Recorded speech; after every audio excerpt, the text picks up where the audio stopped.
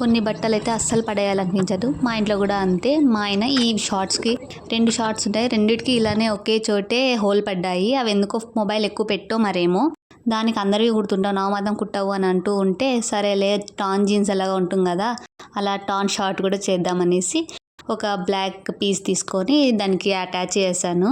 దాన్ని 6x3 inches rectangle పీస్లా cut చేసుకోవాలి. అంటే మీకు హోల్ ఎంత ఉంటే అంత పెట్టి కట్ చేసుకోవాలి. ఇలా ఒక రెక్టాంగిల్ పీస్ తీసుకున్న తర్వాత దాన్ని షార్ట్ మీద లోపల పక్క పెట్టి పిన్స్తో సెక్యూర్ చేసుకోవాలి కదలుకోకుండా. తర్వాత నీట్గా ఫూట్ దగ్గరికి తీసుకెళ్ళాలి. రెక్టాంగిల్ పీస్ లాగైనా కుట్టుకోవచ్చు, లేదు అనుకుంటే సర్కిల్ లాగా కూడా హోల్ ఎలా ఉందో అలా స్టిచ్ చేసుకోవచ్చు. సర్కిల్ నీట్గా రాదు అనుకుంటే రెక్టాంగిల్ లాగే అది ఎలా ఉందో అలా నీట్గా స్టిచ్ చేసుకోవాలి.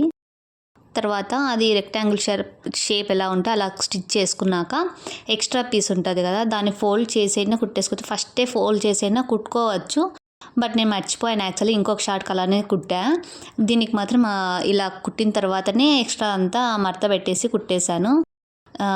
లుక్ అయితే చాలా బాగుంది. అంటే చూడడానికి కొంచెం వేస్ట్ చేయకుండా ఇంకొద్ది రోజులు వాడుకోవచ్చు. మిడిల్ క్లాస్ అంటే ఇంకంతే కదా. వీడియో నచ్చితే లైక్ చేయండి. ఇలాంటి వీడియోస్ ఇంకా కావాలి అంటే సబ్స్క్రైబ్ చేసుకోండి. ఇంకా ఏవైనా డౌట్స్ ఉంటే కమెంట్స్లో మెన్షన్ చేయండి. ఎవరికైనా యూజ్ అవుతుందంటే షేర్ చేయండి. Don't forget to subscribe guys. Thank you for watching. మీరు కూడా ఇలాంటి ఏవైనా వేస్ట్గా పడేసిన షార్ట్స్ ఏవైనా ఉంటే ఒకసారి ట్రై చేసి చూడండి.